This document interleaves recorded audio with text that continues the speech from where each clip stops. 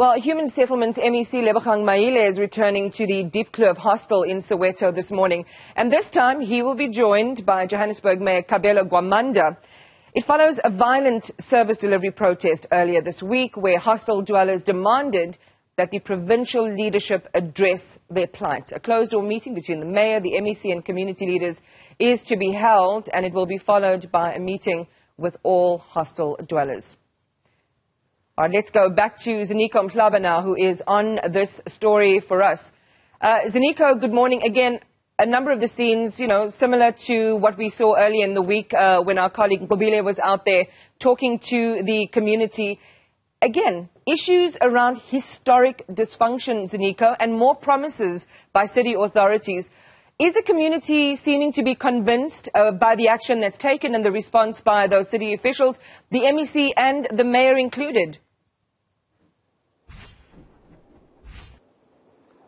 You're very right, Iman. Remember that when it comes to hostel services, especially here in Soweto, it's been a problem for over a decade now, especially between the Mhlaba hostel and also the Diepkloof hostel. They've been complaining for years. And of course, the major issue they're talking about is the issue of sanitation, but also access to water, but also the general improvement of the infrastructure itself of those hostel dwellers. So government, especially through the city of Johannesburg, has been trying to intervene in terms of ensuring that it engages with the committee members when it comes to having the actual work kicking off, especially in Diepkloof Hostel. It has been a challenge. Remember that my colleague Mobile was here earlier this week as residents once again took to the streets, blockading the major road, the Krizani road, but also surrounding roads just to express their frustration. So the MEC and also some government officials did respond to some extent to that protest, and we're expecting them today to give feedback to the residents in terms of what is it that is going to be done practically to address their plight. But as you said in your intro, that he will not be alone, the MEC of Human Settlement. He'll be joined by the Executive Mayor of the City of Johannesburg, Mayor Gwamanda. I'm joined now by Mhlaba Ndamase, who speaks for the City of Johannesburg's office in terms of the mayor, just to give us a sense of what is it that the mayor, Mr. Ndamase, is bringing to the residents. Because we've heard promises before, especially with the previous administration headed by Mr. Mhlaba. So what is it that the City of Johannesburg is going to tell the residents that is going to be realistic and practical and also responsive to their plight? Well, thank you. The visit of the mayor is not the first. The residents of Diepkloof last year in June actually had some protests. You will remember they were quite widely covered. There were a number of issues that the residents raised at the time with relation to water, sanitation, electrification of the hostel, but also, I think most importantly, is the general condition of the hostels themselves where people are living. Now, this particular visit today, obviously the mayor was supposed to have visited Diepkloof about 2 weeks ago. Unfortunately, he had to cancel that visit because there was a water outage that was quite disruptive to the city.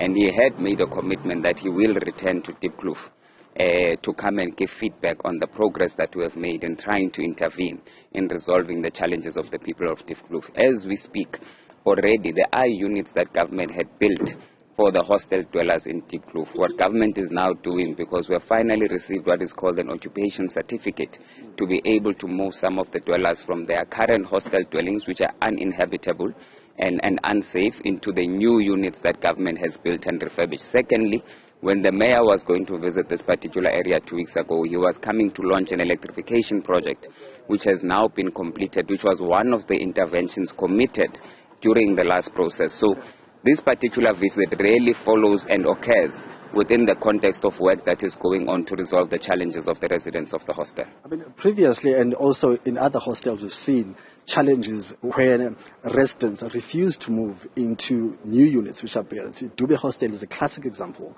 Government had to rebuild more than twice units which were demolished by residents who were refusing to move into those units. So have those problems, especially here, been ironed out? And what are the issues that have been, been a problem in terms of not getting what you just said will be delivered to them now? Why has it not been delivered over the years? What has been the problem? One of the realities of Johannesburg is that you've got large influx of inward migration into the city. Even in the hostels, they currently carry a larger population than they were designed for. Now, with current interventions that government has put in place, it has resulted in us having to construct what we call high-rise buildings. So those are 3 to 4 story high dwellings that people can be accommodated in. Of course, it has required an intense process of social facilitation and engagement, because culturally and otherwise our people are not necessarily used or are not necessarily keen to move into dwellings which sit one on top of the other. Now, these particular engagements have been key and have been necessary, because we need to and make communities understand that one of the challenges of government, firstly, is land, but two, within the land that we do have, we are able to accommodate more people, but building dwellings which are of a different type than what they are used to. Okay, Mr. Ndamase, just briefly, give us a lowdown of the meeting in terms of who's attending the meeting that is happening right now. I understand that there's some leadership as well representing the residents. How crucial is that meeting, and who's representative? Well, the residents have undertaken protest again. The MEC of Human Settlements, Honorable Lebogang Maile, is here from the province. The mayor is here. Obviously, the leadership of the hostels, you have Izinduna, you've got leadership of civic organizations, including political organizations. So it is a community engagement. But once more, I want to emphasize, it is a continuous engagement and a continuous delivery of work that we seek to engage, so that we can be able to confirm with residents that that which we committed is being implemented, and the commitments we have made will be realized. Thank you, Mr. Thank you very much. Thank you very much. That's Mr. Ndamase, the spokesperson for the Executive Mayor of Johannesburg, Mayor Gwamanda, just giving us a sense of what is it that government is bringing through the city of Johannesburg to the people of Diepkloof, who've been having these challenges for over a decade. But as we heard Mr. Ndamase say, saying that the mayor will be launching very soon an electrification process program, but also it seems as if there's progress now in terms of addressing the infrastructure challenges, which have been a major stumbling block and also a frustration to the residents. We'll see if those presentations to the public by government officials will satisfy, and also will be able to ensure that the people of Diepkloof are able then to hold back and also hear what government is doing. So that's the latest from us here. As Mr. Ndamase said, that closed meeting is taking place, and then will be briefed as members of the media immediately after that meeting. I suppose a response, Ziniko, is the oft-used phrase, let's see what happens. We've been in a similar situation before in terms of undertakings. Have they been met? That's the question.